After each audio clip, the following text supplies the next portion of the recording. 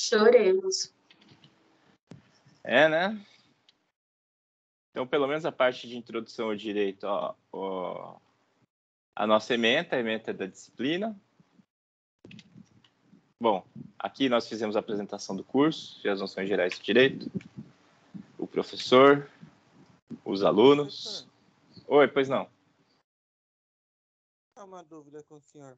Agora Diga. tem aquela lei de proteção de dados lá, sabe, da internet. Eu esqueci o nome agora, LGPD. LGPD. A gente vai estudar alguma coisa delas na sua matéria? Não estava na minha programação, Luan, mas como você acaba de me perguntar sobre isso, eu vou incluir. LGPD nos meios de hospedagem. Porque, Oi. por exemplo, para nós é muito importante, né? Porque, por exemplo, a gente lá no hotel, a gente está vendo sobre isso, né? Porque vai a questão de contratos, né? Por causa que a gente lida muito com isso, questão de contratos com as OTAs, questão de o que o hóspede nos fornece, né? Tudo isso, né? Para ver, tipo, a gente está se adequando, né? Tudo isso. Então, eu acho interessante a gente estar por dentro. Quando ele faz o check-in, ele entrega todos os dados, né, que devem ser preservados pelo estabelecimento.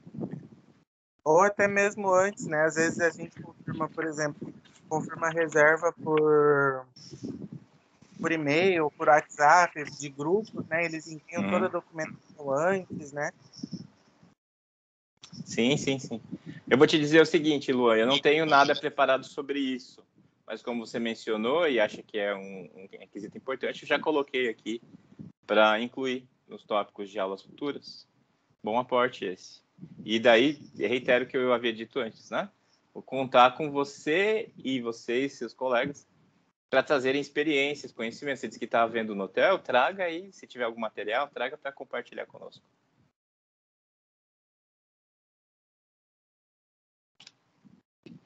Então, aqui é a ementa da disciplina. Os 2 bimestres, o primeiro bimestre vai ser dedicado às noções gerais do direito, o segundo bimestre, aos aspectos jurídicos da hotelaria. Atividades valendo 3 pontos, prova escrita valendo 7 nos 2 bimestres. A dinâmica das aulas. O cronograma provisório de aulas. A prova 1 no dia 26 de abril, por requisição da turma, eu vou antecipar. Então, provavelmente vai ficar no dia 15, eu só preciso rever a programação aí das aulas. A bibliografia. Introdução ao direito, nós estamos vendo a conceituação de direito, né? Direito é a sistematização de normas e leis em vigor em um determinado território. E ciência jurídica é a área do conhecimento que se dedica a estudar regras e processos que surgem e se estabelecem como limites para as relações sociais. E estávamos aqui, em norma jurídica. Então, a norma jurídica é um imperativo de conduta que coage os sujeitos a se comportarem da forma como por ela esperada e desejada.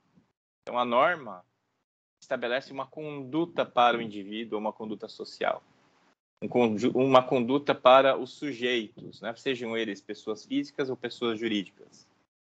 No nosso caso, no caso da disciplina, para os estabelecimentos, né? Como o estabelecimento de hospedagem deve se comportar e como os funcionários, a gerência e todo o público interno e externo deve se comportar.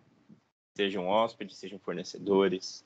A norma jurídica estabelece regras de comportamento. Outra definição de norma jurídica é um instrumento de definição da conduta exigida pelo Estado para que seja possível o convívio dos seres humanos em sociedade. Então, vejam, o Estado, nós podemos entender Estado como país, tá? O país. Então, cada país tem as suas normas e o Estado cria as normas para permitir o convívio social. A gente pode pensar no Estado aí como um garantidor do convívio social. Permitir que as pessoas tenham um convívio em paz, tenham um convívio equilibrado. Inclusive, essa é uma das teorias do surgimento do Estado. A teoria hobbesiana. O Estado teria surgido para pacificar as relações sociais, para permitir que não houvesse mais a guerra do homem contra o homem, a guerra de todos contra todos. Nessa perspectiva do Thomas Hobbes, antes de surgir o Estado, né, os homens viveriam num estado chamado estado de natureza. Para ele, no estado de natureza, é a guerra de todos contra todos. Não há sociedade. Os indivíduos disputam os recursos disponíveis, seja água, seja alimentos, seja espaço, o território. Então, haveria uma disputa e nisso haveria morte, né? Então, ele tem até uma máxima sobre isso, que é o homem é o lobo do homem. O homem é o predador do homem nessa perspectiva. Então, o Hobbes diz que, para superar essa situação, esse estado natural, buscando pacificar e permitir o convívio em sociedade, os homens teriam criado o Estado. Teriam se reunido numa hipotética assembleia, que ele chama ele diz que é uma hipotética assembleia, com o qual se criou, por meio de algo que ele chama de contrato social, o Estado. Então, para o Hobbes, o Estado surge como um ente todo-poderoso com o objetivo de pacificar as relações sociais, de permitir o convívio entre os indivíduos. E é para isso que existe o Estado. O Estado deve, nessa perspectiva, né, do Hobbes, ele deve pacificar as relações sociais. Ele deve ser forte, poderoso. Ele pode usar da força para estabelecer esse equilíbrio, para que não haja mais a guerra de todos contra todos. E assim surgiria o Estado de Direito, em que o convívio passa a ser regrado. São criadas normas jurídicas que dizem como todos devem se comportar para que haja esse convívio harmônico e pacificado, né? Então, o Estado cria normas jurídicas que dizem como os indivíduos devem se comportar com o objetivo de permitir o convívio em sociedade. Então, a norma jurídica, nessa perspectiva, é esse instrumento do Estado para permitir o convívio em sociedade, né? E o que esse instrumento faz? Ele diz qual é a conduta exigida. Uma conduta exigida básica, né, dentro dessa concepção que eu passei para vocês. Não matar. Já que as relações vão ser de harmonia, o primeiro passo, a primeira regra é não matar. Não matar. Se você tem uma desavença, um conflito com outro ser humano, você tem que resolver esse conflito de maneira pacífica. E aí vão ser dadas as condições de resolução, né? Mas a primeira regra é não matar o seu semelhante. Até se diz que essa é uma das regras do direito natural, que é algo que seja divindade, seja natureza, seja razão, diz que não deve ser feito. Você sabe que não se deve matar o semelhante. É algo facilmente intuível. E aí vem o Estado, né, nessa concepção, estabelece essa primeira regra: não matar. Se você tem conflitos com outros seres humanos, você deve resolver esses conflitos de maneira pacífica. Quais maneiras pacíficas? Aí o Estado vai criando outras regras, né, outras normas jurídicas, para dizer como vão ser resolvidas esses impasses. Por exemplo, a partir de um juiz, tem um juiz, uma pessoa investida de jurisdição pelo Estado, que tem o poder de julgar aquele caso, de analisar o caso e tomar a melhor decisão a partir das leis existentes. Ou seja, a situação vai se tornando mais complexa, né? Mas, em termos gerais, a norma jurídica é isso. Ela estabelece uma conduta e você tem que atender essa conduta. Ela foi criada pelo Estado para que o Estado estabeleça o convívio, permita o convívio harmônico entre os indivíduos. Ok. Agora, tirando essa fundamentação, ela é um imperativo de conduta. Ela obriga os indivíduos a se comportarem de uma determinada maneira. Isso é a norma jurídica. E o conjunto de normas jurídicas a gente chama de ordenamento jurídico. O conjunto de normas jurídicas compõe o ordenamento jurídico de um determinado país. Cada país tem o seu ordenamento jurídico. O Brasil tem um ordenamento jurídico, o Paraguai tem o seu, a Argentina, a França, a Rússia, os Estados Unidos. Cada um tem um ordenamento jurídico próprio, né? Um conjunto de normas.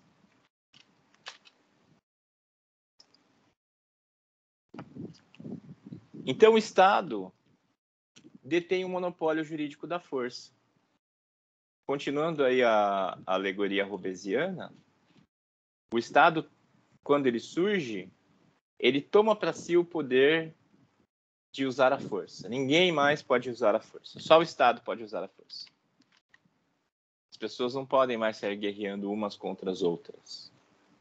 Ninguém mais pode usar a força. Só o Estado. Isso se chama monopólio jurídico da força por parte do Estado. Só o Estado pode usar a força. Ou seja, só o Estado pode fazer uso de meios violentos para fazer valer a sua vontade. Usando a polícia, né?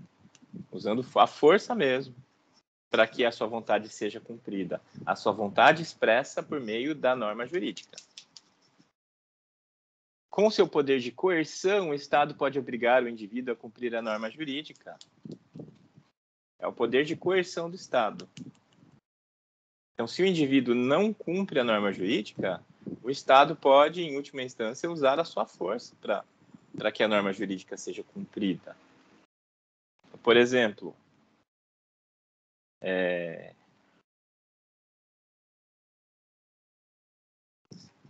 digamos que haja um ato de violência, né? Um ato de violência. Um indivíduo ataca outro indivíduo. O Estado vai fazer o uso da força, ou seja, o poder de polícia, para apartar uma briga, se for uma briga, ou para punir o criminoso. Prendê-lo, né? E puni-lo por meio da prisão. Hoje, a nossa punição é apenas a perda da liberdade, tá? A punição máxima é a perda da liberdade. Existem punições administrativas, punições pecuniárias, né? Mas não existem mais meios insidiosos e cruéis de punição do indivíduo. Por exemplo, chibatadas, cortar a mão, né? Morte por apedrejamento, ou pena de morte. No Brasil não há mais pena de morte. Ou, refazendo o raciocínio, no Brasil existe pena de morte em tempos de guerra. A Constituição fala, né? Não haverá pena de morte em tempos de paz. Logo, se o país estiver em guerra, a pena de morte pode ser estabelecida, tá bom? Então, vamos ser bem técnicos. No Brasil existe pena de morte? No Brasil, não há pena de morte em tempos de paz. É o que diz a Constituição. Então, o Estado pode usar da força para fazer valer a sua vontade. Pois não, pode falar. Desculpa interromper. A gente pode falar... acho que agora que eu vi, coerção, não estava bugando aqui. Mas a gente também pode falar, então, que o Estado utiliza da sua força para... não sei se intimidar a palavra certa? No caso, para fazer valer a sua vontade, né? Não é intimidar. Intimidar remete à coação. Ali no item, Jéssica, coação e coerção. Quando é o Estado que faz uso da força dentro dos limites da lei, a gente diz que é um poder de coerção. O Estado pode fazer isso. Se nós usamos a força, nós não temos direito de fazer uso da força. É um ato de coação. Se obriga alguém a fazer algo, é um ato de coação, o uso ilegítimo da força. Ou então, Jéssica, se o Estado usa a força fora dos limites legais. Isso também é ato de coação, tá bom? Obrigada. Nada. Ontem teve uma operação do BOP que matou 300 pessoas, né? Isso é um indício de coação. Um indício de que é o Estado, porque agentes do BOP representam o Estado, indício de que o Estado teria agido fora dos limites legais. Então, houve indícios ali de execução, uso da força excessiva, né? É uma discussão, é problemático. O BOP está alegando lá a ficha corrida dos mortos, né, para dizer que foi legítimo o que fez e tal. Mas é uma discussão. A questão é, se o Estado excede no poder da força, se o ato de força não está amparado na lei, isso é ato de coação. Foi por isso mesmo que eu perguntei. Por isso mesmo que você pensou. É isso que você tinha em mente, Jéssica? Uhum. Muito bem. Estamos em sintonia. Por exemplo, a autotutela, que é como a gente chama tecnicamente o ato de fazer justiça com as próprias mãos. Digamos que eu esteja devendo R$100 para o Luan. Tá aí, Luan? Você pode ser meu credor?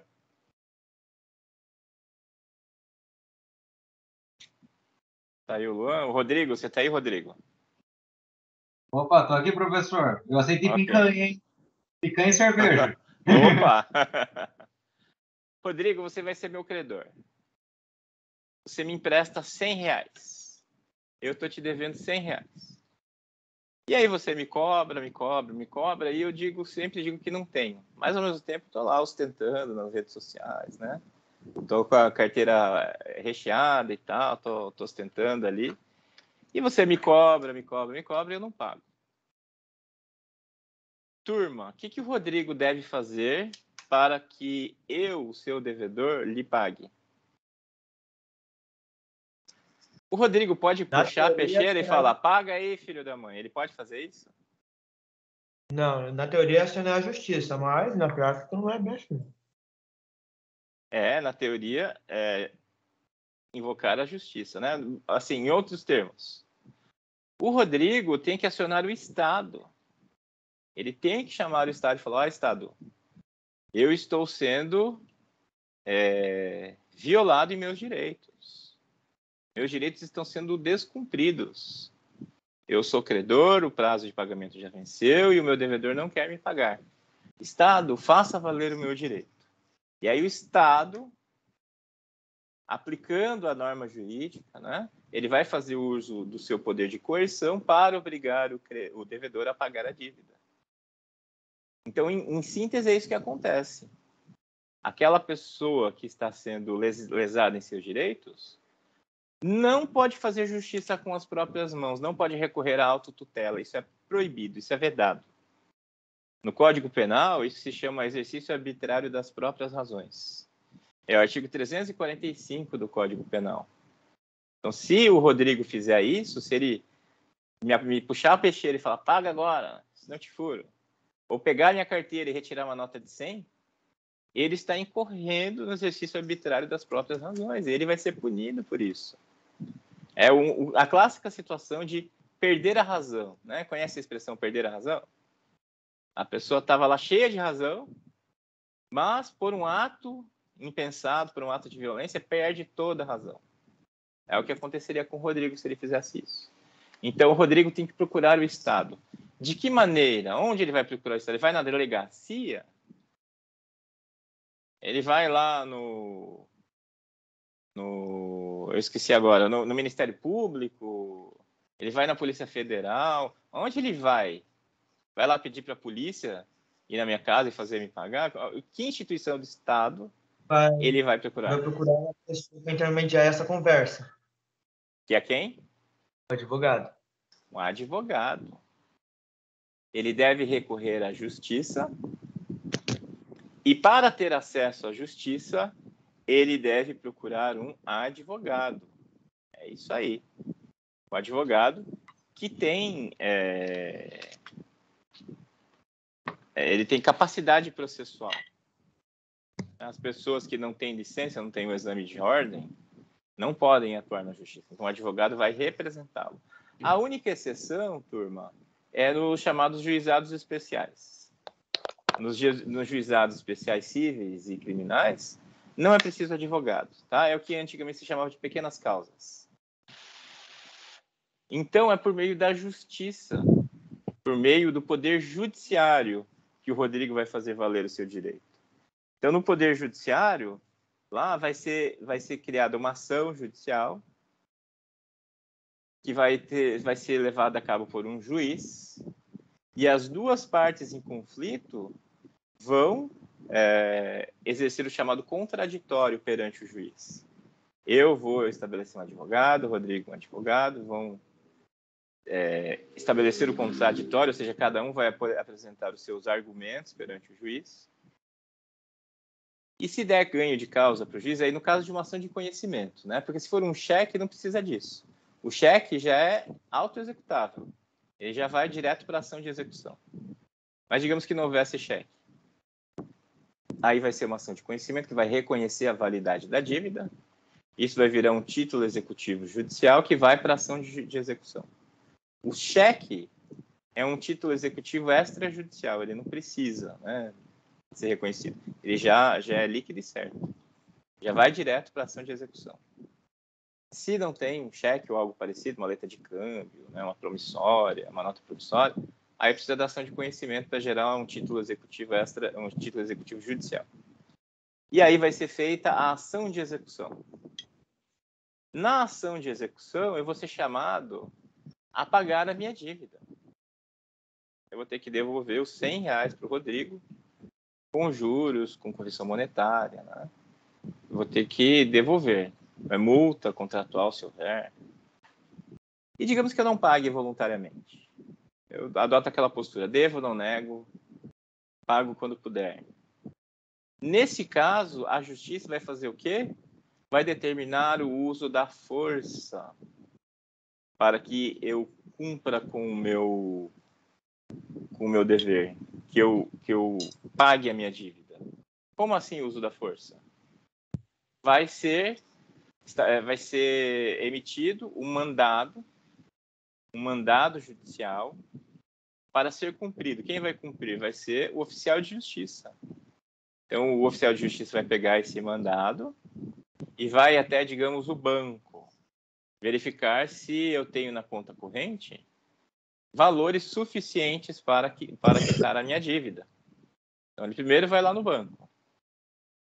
Se ele chegar no banco e vir que não tem dinheiro suficiente para pagar a minha dívida, não tem, aí ele pode fazer uma penhora de bens meus que sejam suficientes para pagar a dívida.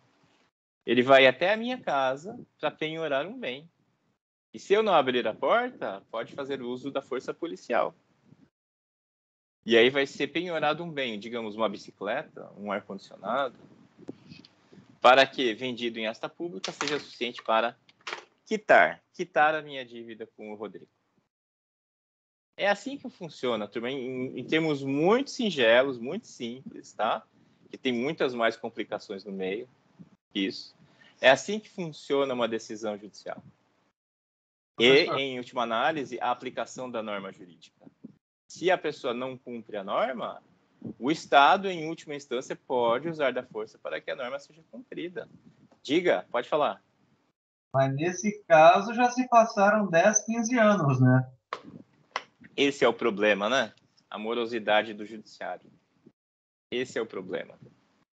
E aí, dependendo, nem compensa. Dívidas até certo ponto, nem compensa você querer cobrar. Uhum.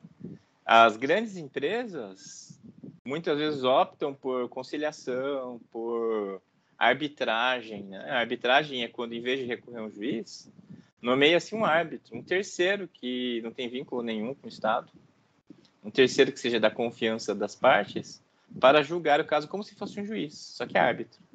E ele é regido por uma norma chamada Lei de Arbitragem. E então, se a conta passa de 5 anos, ela, teoricamente, a dívida não se executa mais. Se executa? 5 anos antes do ingresso em juízo, porque depois que você entrou em juízo, para de contar esse prazo. Ah, tá. É isso aí. Um exemplo bom é o que aconteceu ali na Disney com a atriz ali que fez a Viúva Negra.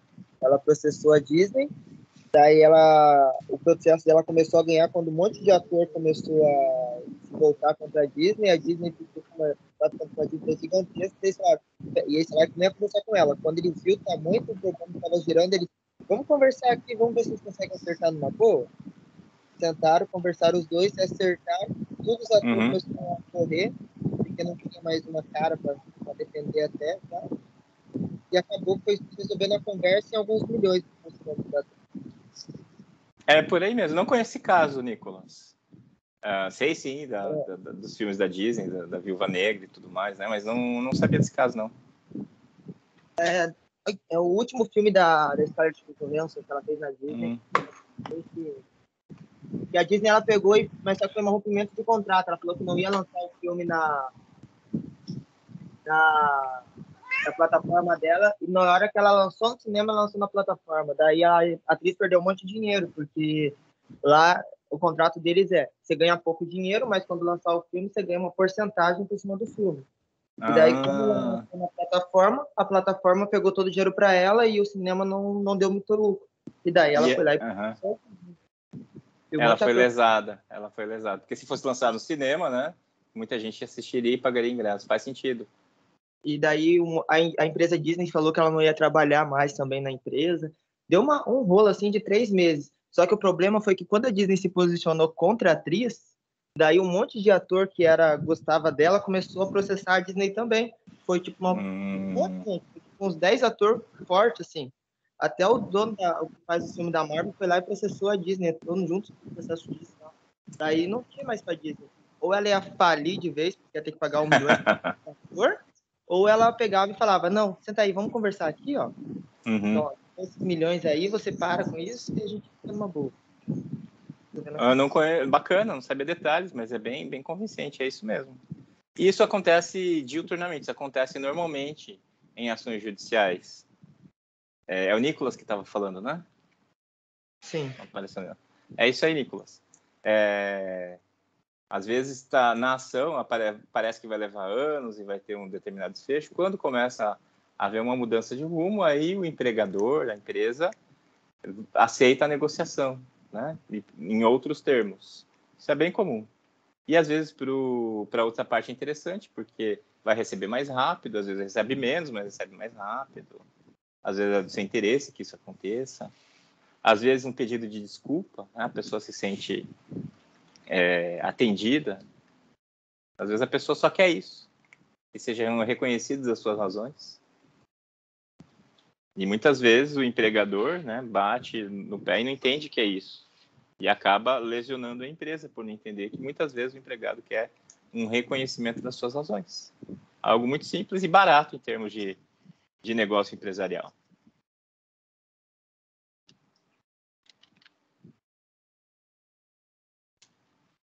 Então, turma, a autotutela é proibida. Não podemos fazer justiça com as próprias mãos. Né? Só o Estado pode fazer uso da força. Nós, como os mortais, não podemos. E o Estado faz uso da força por meio de seus prepostos. Por exemplo, os policiais. Os policiais são agentes do Estado. Quando o policial comete um ato de violência, se ele está em horário de trabalho e tal, é o Estado quem está praticando o ato de violência. Fora do horário de trabalho já é outra história, né? Aí tem várias nuances. Digamos, um policial que já bateu o cartão, já encerrou, né? Já foi rendido, está voltando para casa, está no ônibus, mas ainda está fardado e ele se envolve lá numa altercação. É o Estado cometendo crime ou não? Né? É uma questão discutível. Aí é o juiz que interpreta essas partes nebulosas, né? As zonas cinzentas entre o preto e o branco. Mas, de modo geral, são os agentes do Estado que praticam os atos do Estado. Então, o Estado vai usar da violência ou não, né? Conforme os seus prepostos, conforme os seus representantes. E só o Estado pode fazer uso da força dentro dos limites da lei, dentro do que a gente chama de Estado de Direito ou Estado Democrático de Direito. Que são os limites do uso da força. Diga. Uma dúvida agora. Então, agora nós temos o nosso Supremo Tribunal. Não quero entrar no mérito de política, mas eu fiquei na dúvida. Tem muitos casos sendo feitos agora com só uma pessoa puxando eles, dizendo que é a vítima, que é o acusador e que dá a sentença. Isso no Estado de Direito é permitido mesmo? Por mais que eles sejam... Não entendi muito bem a pergunta. Você está dizendo que há decisões... eu vou citar o nome, o Alexandre de Moraes. Tem muitos casos que ele está abrindo, que ele diz que é contra, que ele, ele é a vítima e ele mesmo dá a sentença, tem que prender. Isso pode? Ah, tá. Aí já entra num outro aspecto, né? É que aí é uma interpretação da Constituição que está sendo feita em face da inatividade da Procuradoria-Geral da República. Então, a Procuradoria-Geral da República não está exercendo as suas funções constitucionais.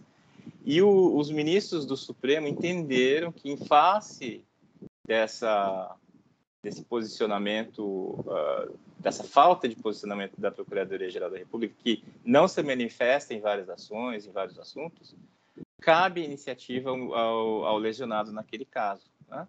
Mas isso é uma interpretação, é discutível ou não, mas é interpretação válida. E pelo nosso sistema constitucional, a interpretação do Supremo é a última interpretação. A forma que o Supremo interpreta é a última, né? E recurso só cabe em face do próprio tribunal. Então, é discutível, é questionável, sim, mas é a interpretação válida hoje do Supremo. É isso aí. Agora, não tem isso de julgar sozinho no Supremo. A julgar sozinho é só na primeira instância, que é o que a gente chama de juiz singular. A partir dali, nas instâncias para cima, é sempre decisão colegiada. A decisão é chamada de acórdão. Então, a decisão final é sempre de um grupo de juízes. E no STF, as turmas, são duas turmas de 5 ministros.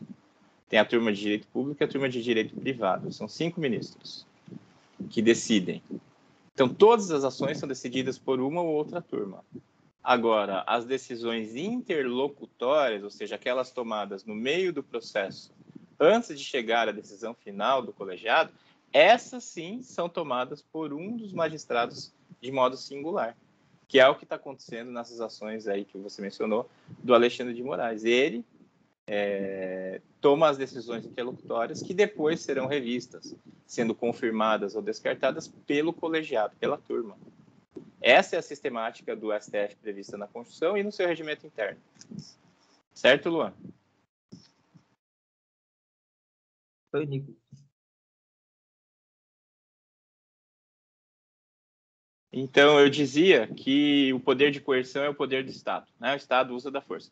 Às vezes, não tem como o Estado nos obrigar a fazer algo. Já foi feito, não tem mais como remediar. Digamos, sinal vermelho, né? Você passou no sinal vermelho. Não tem como o Estado pegar o seu carro e trazer para trás do semáforo de novo, né? Fazendo uso da força. Não é possível. Porque a lei estabelece, não pode passar no sinal vermelho. Eu passei, o Estado vai usar a força. Nesse caso, não tem como remediar. Então, tem como me punir. E as punições podem ser administrativas ou pecuniárias. Nesse caso específico, as duas.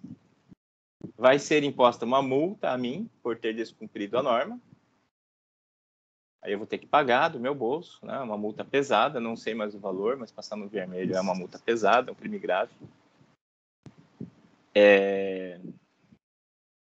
E a punição administrativa, que é aquele sistema de pontos que pode resultar na suspensão da carteira. Quando você atingir determinada pontuação, você tem a carteira suspensa. Isso é uma punição administrativa. Então, vejam aí, uma punição pecuniária e uma punição administrativa. Não necessariamente o contraventor, nesse caso, vai para a cadeia. Ninguém vai para a cadeia por ter passado o sinal vermelho, né? Estritamente. Mas vai ser punido. Nesse caso, punição pecuniária e punição administrativa. Então, é um clássico caso em que não dá para fazer cumprir a norma que já foi cumprida. Aí deve se remediar dessas outras maneiras. Mas voltando ao que nós dizíamos, nós não podemos fazer justiça com as próprias mãos. Não podemos. Temos que recorrer ao Estado. Mas existe uma exceção a essa regra. Como se chama essa exceção, turma? Em que situação eu, cidadão comum, posso fazer uso da força? Ninguém tem nem ideia? Quando Legítima defesa. Legítima defesa? Exato, meus caros. Legítima defesa. Então, a legítima defesa é a exceção a essa regra que eu disse do uso da força. A regra, só o Estado pode fazer uso da força. Exceção, legítima defesa. Os cidadãos podem fazer uso da força em determinadas circunstâncias. Quais circunstâncias? Então, a legítima defesa é o ato de se defender da injusta agressão, seja ela atual ou iminente. Então, uma injusta agressão, atual ou iminente. Então, a pessoa foi agredida. E essa é uma agressão injusta. Atual está acontecendo agora, nesse momento. O iminente está para acontecer a qualquer momento. A pessoa está indo para o carro para pegar o revólver. É iminente. E aí temos os critérios dos meios necessários, da moderação e da defesa própria de terceiros. Meios necessários. A vítima de injusta agressão pode usar qualquer meio disponível para livrar-se da ameaça.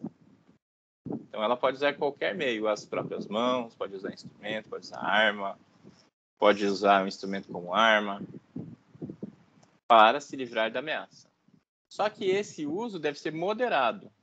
A reação deve ser proporcional à ameaça ou gravidade da agressão. Então, suponhamos, o sujeito vem para me dar um tapa. Ele já vem com um tapa ali, né?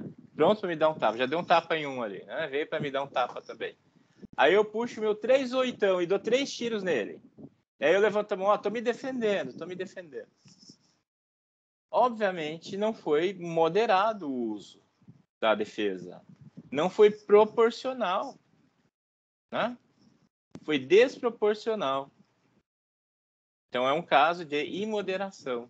Não entra em legítima defesa.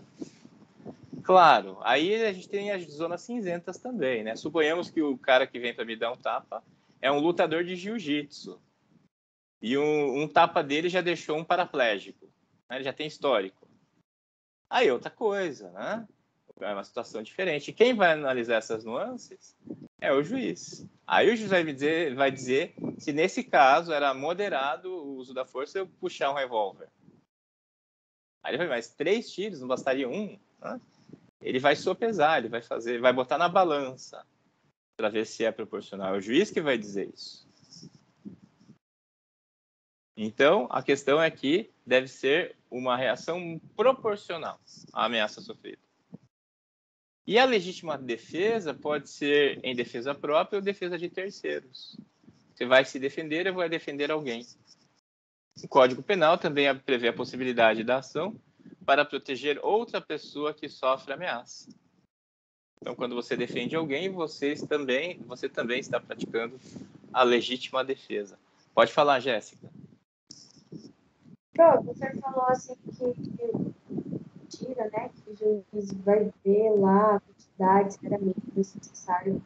Então, quando alguém, igual na fotinha que tá ali, a moça deu 3 tiros lá no cara. E Jéssica, ficou ruim o som. Fala devagar e alto, por gentileza, porque tá me ouvindo melhor agora, prof? Agora sim, pode falar. O senhor falou do caso do juiz, né, que vai ver a quantidade de tiros, das balas, né, e tal. Uhum. A fotinho ali, por exemplo. Então, até a quantidade de tiros que você dá é visto para ver se realmente vai ser como legítima defesa ou não? Sim, tudo. Todas as circunstâncias são levadas em consideração. Se era noite ou se era dia, foi na frente dos filhos, tudo vai ser levado em consideração. Obrigada. Eu já vi em filmes dos Estados Unidos, não sei se é verdade, né? Mas eles sempre falam assim: você invadiu minha casa, eu tenho o direito legítimo de te matar. Né? Eu já vi isso em vários filmes. É meio que um lugar comum. É isso também. Oi? O CSI também tá aí para isso. Né? Aqui, não sei em que medida isso é verdade lá ou não. Eu sei que aqui não é. Né? Não tem isso de invadir minha casa, eu tenho direito de matar. Tudo vai ser levado em consideração na legítima defesa. Então, um caso. Entrou um ladrão na sua casa. Aí você pega a arma e dá uns tiros para ele fugir. Ele sai em disparada. E você sai atrás dele com tiros. Né? Se você atira, um desses tiros acerta nele, isso pode ser considerado legítima defesa, porque você estava em desespero, né? Você não estava na plenitude das suas razões. Então, pode ser que seja considerado legítima defesa. Você saiu dando tiros e um deles pegou no bandido.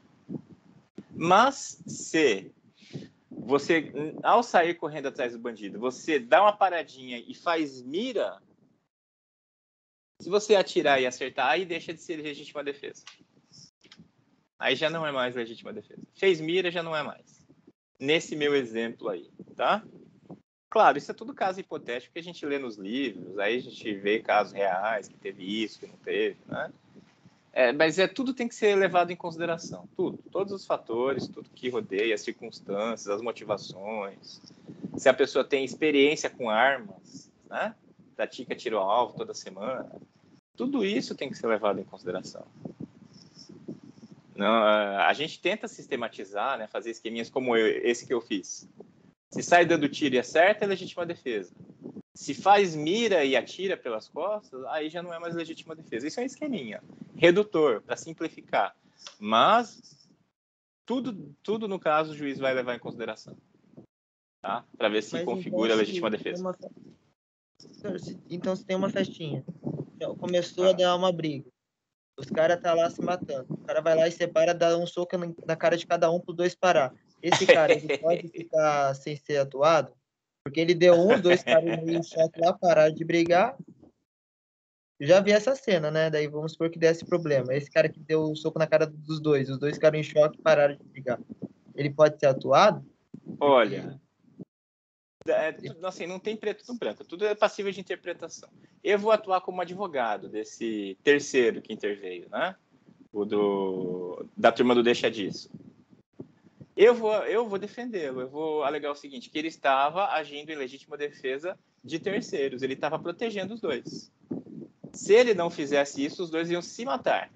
Um ia matar o outro. Então, para proteger os dois, ele deu um soco na cara de cada um. Eu, como advogado, vou alegar isso. E vou defendê-lo perante o juiz, contra o Ministério Público, no sentido de que ele é inocente. Já o Ministério Público, se quiser condená-lo, vai dizer que isso foi agressão. Ele agrediu, ele se aproveitou que eles estavam entretidos numa briga um com o outro, chegou lá e deu um soco em cada um.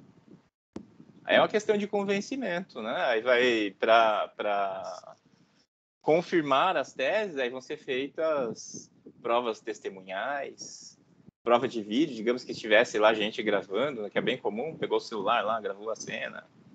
Vamos assistir, né, perante o juiz para ver se é isso mesmo. Pegar o histórico da pessoa, se ela tem já um histórico de apartar brigas, né, de entender que aquilo poderia ser grave para os dois, né, já fez curso de defesa pessoal, entende a extensão das lesões que podem ser geradas naquela briga. Tudo isso vai ser usado como prova para fundamentar a argumentação. Seria muito bom se a gente tivesse um software, né, do judiciário, você preenche lá os dados e sai a sentença. É inocente, não é inocente, quantos anos, tal, até aí a pena, né, vai pagar a multa tal. Seria ótimo. Mas a gente não tem. Nós somos seres humanos, estamos sujeitos às variações humanas, aos sentimentos, às paixões, às incertezas, ao medo, tudo, né? Então, tudo isso tem que ser considerado. Então, o juiz vai analisar todos esses aspectos. Tudo que a gente puder usar, né? Olhando como do lado da defesa, tudo que puder levantar para defender essa pessoa que você colocou aí apertando a briga, tem que ser levado em consideração. Eu, como advogado, levaria lá para convencer o juiz. Levaria a mãe dele para testemunhar a favor dele, se for o caso. É tudo. Certo? Certo, Luan? Certo. A diferença entre fazer justiça com as próprias mãos e a legítima defesa. Legítima defesa, entende-se como legítima defesa quem, usando moderadamente dos meios necessários, repele injusta agressão, atual iminente, a direito seu ou de outrem. Isso é o que está no artigo 25 do Código Penal. Esse é o texto da lei. Lá a gente só explicou, né? Esse é o texto da lei. O artigo 345 do Código Penal estabelece o que é a justiça com as próprias mãos, né? Que é crime fazer justiça pelas próprias mãos para satisfazer pretensão, embora legítima, salvo quando a lei o permite. Pena, detenção de 15 dias ou um mês ou multa, além da pena correspondente à violência. É o caso do crime do Rodrigo aí que eu falei para vocês. Ele é meu credor, eu estou devendo para ele e não pago. Se ele me obrigar a pagar, ele vai incorrer no artigo 345 do Código Penal. Ó, é crime fazer justiça pelas próprias mãos. Ele acha que está fazendo justiça ao me fazer pagar, né, a força. Para satisfazer pretensão, ou seja, a pretensão dele é receber o que eu lhe devo. Embora legítima, e a pretensão dele é legítima, eu realmente estou devendo para ele. E já passei o prazo e me nego a pagar. Salvo quando a lei o permite. Não é o caso, né? Tem situações que a lei permite, mas não é o caso.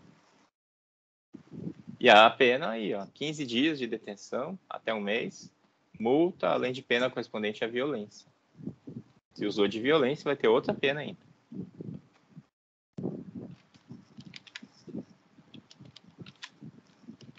Em suma, o direito é a sistematização das normas jurídicas, né?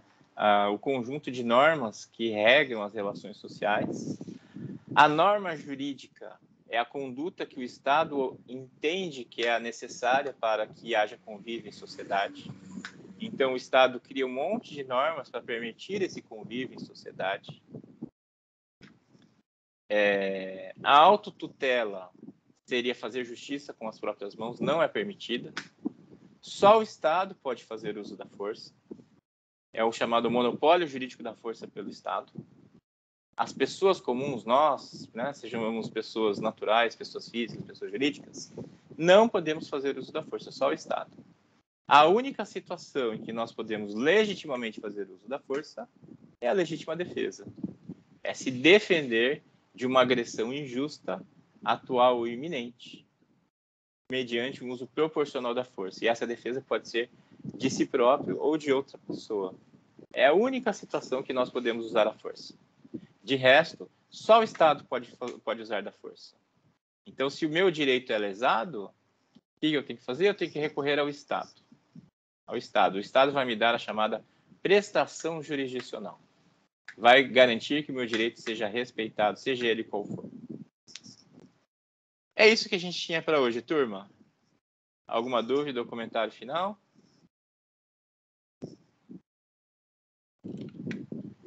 Eu só acho que ácido sulfúrico e uma banheira de cerâmico resolve muita coisa. Olha, professor. a gente tem tentado mesmo, sabia? Tem situações insolúveis, olha. Depois eu conto mais para vocês das minhas experiências, tá? Tem muita situação aí que parecem insolúveis. Show de bola, professor. Mas por enquanto eu tô tranquilo. Beleza. Então é isso, gente. Obrigado. Até semana que vem. Semana que vem a gente continua falando de sistemas jurídicos, tá bom? Tchau, tchau. Até lá. Valeu. Até bem.